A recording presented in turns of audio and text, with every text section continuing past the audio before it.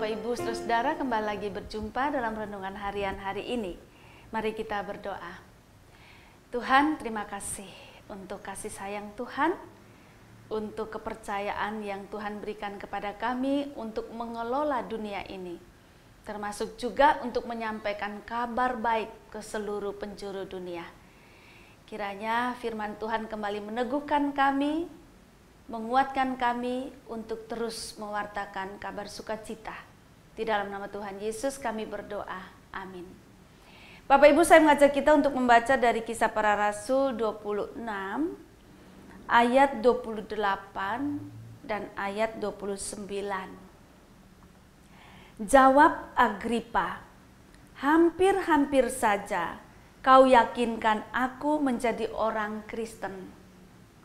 Kata Paulus, aku mau berdoa kepada Allah supaya segera atau lama-kelamaan bukan hanya engkau saja, tetapi semua orang lain yang hadir di sini dan yang mendengarkan perkataanku menjadi sama seperti aku, kecuali belenggu-belenggu ini.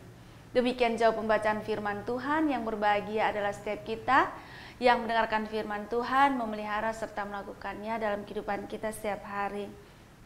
Bapak Ibu Saudara, kisah perjalanan penginjilan Rasul Paulus ini sungguh sangat amat menarik, termasuk penggalan perikop kita hari ini. Jadi Bapak Ibu Saudara, karena pemberitaan kabar baik itu, Paulus ditangkap dan diadili. Dan di dalam salah satu momen itu yang diungkapkan dalam Kisah Para Rasul 28 ini, itu bercerita tentang Paulus berhadapan dengan para pembesar untuk mempertanggungjawabkan khotbah-khotbahnya, pengajaran-pengajarannya. Di situ berdiri Raja Agripa, orang Yahudi sendiri.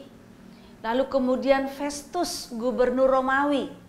Lalu wali negeri bernama Bernike.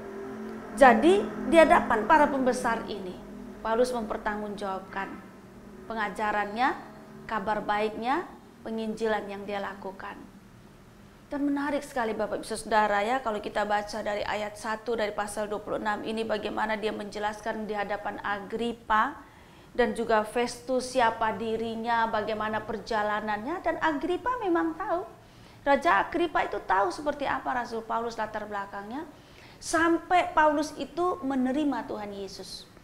Dan Paulus menerima Tuhan Yesus itu bukan saat Tuhan Yesus masih hidup, tetapi ketika Tuhan Yesus sudah mati dan bangkit. Lalu kemudian datang menjumpai Paulus di perjalanan itu. Nah Bapak Ibu Saudara, kisah itulah yang Paulus ceritakan kembali di hadapan Agripa, Festus, Bernike, dan juga bahkan orang-orang lain gitu. Bapak Ibu Saudara yang sangat dikasihi Tuhan Yesus Kristus, padahal ini kan dia ditangkap ya. Tapi sepertinya nggak ada rasa takut sama sekali. Bahkan dia pakai kesempatan itu untuk semakin bersaksi, semakin memberikan penegasannya tentang imannya kepada Tuhan Yesus. Nah, dan itu terjadi karena kebangkitan Tuhan Yesus. Bapak Ibu Saudara, itu sebabnya saya beri tema cerdas menyikapi situasi. Situasi yang mestinya menakutkan bagi Paulus sama sekali tidak berdampak pada dirinya. Dipakai oleh dia sekalian saja memberitakan kabar baik, menginjili, menyampaikan kasih sayang Tuhan dan kuasa Tuhan. Bukan juga ini kekuatan dari Paulus, tentu saja ini kekuatan dari Roh Kudus yang bekerja dalam diri Rasul Paulus sehingga ia menjadi cerdas menyikapi situasi. Bahkan Bapak Saudara, Paulus ini menjadi model dari saksi kebangkitan Kristus. Jadi gini, apa benar Kristus bangkit? Paulus hadir, betul Kristus bangkit. Melalui hidupnya dia menyaksikan betul Kristus bangkit. Kalau Kristus nggak bangkit, nggak mungkin saya yang seperti ini bisa bertobat. Nah, dari situ Paulus justru ketika dia menyaksikan tentang Kristus yang bangkit itu, yang adalah Tuhan, yang adalah Allah, dia mau menyadarkan kepada semua orang bahwa supaya mereka berjalan dari gelap menuju kepada terang. Seperti dia tadinya berjalan dalam kegelapan sebelum mengenal Kristus, sebelum menerima Kristus, kemudian masuk ke dalam terang. terang ketika ia percaya kepada Kristus. Itu bicara juga tentang pertobatan, Bapak Ibu.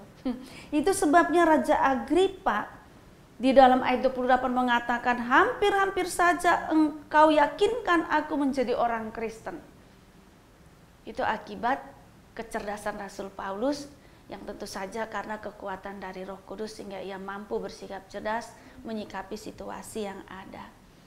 Bapak Ibu, firman ini memberikan ajaran kepada kita dan pengetahuan kepada kita bahwa ketika kita percaya pada Kristus Yesus yang bangkit, Roh Tuhan bekerja di dalam kita dan bisa menuntun kita untuk menjadi orang yang cerdas, orang yang bisa mengambil keputusan dan sikap yang tepat di dalam menyikapi situasi. Nah, Bapak Ibu, menurut saya kita ini penuh dengan kelemahan. Siapakah kita? Kita terbatas. Tetapi biarlah kita buka diri, biarlah kekuatan Tuhan di dalam Roh Kudus menolong kita, memberikan kemampuan kepada kita untuk mampu bersikap dengan tepat pada situasi-situasi tertentu. Jikalau boleh kita katakan sepanjang hidup dan segala situasi saja Roh Kudus tolong kita supaya kita bisa mengambil sikap yang tepat. Namun perlu kita sadari bahwa kepercayaan kita kepada Tuhan, kesetiaan kita dalam iman kepada Kristus patut kita jaga, karena itulah kekuatan kita. Dan biarlah seperti Rasul Paulus menjadi model saksi kebangkitan Kristus, kita juga kiranya menjadi contoh atau model saksi kebangkitan Kristus.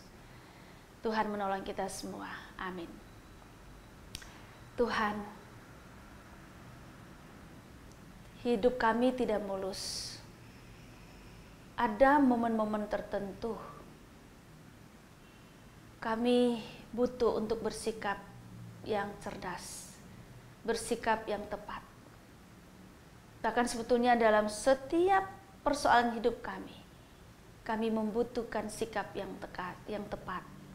Karena itu kami butuh Tuhan, butuh kekuatan Roh Tuhan bekerja di dalam diri kami.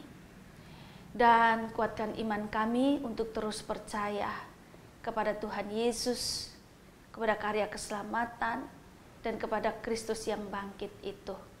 Dan biarlah iman dan perilaku kami menjadi model saksi kebangkitan Tuhan, sehingga memberikan harapan-harapan di dunia ini. Tuhan, pegang tangan kami, Tuhan tuntun kami senantiasa. Di dalam nama Tuhan Yesus kami berdoa. Amin.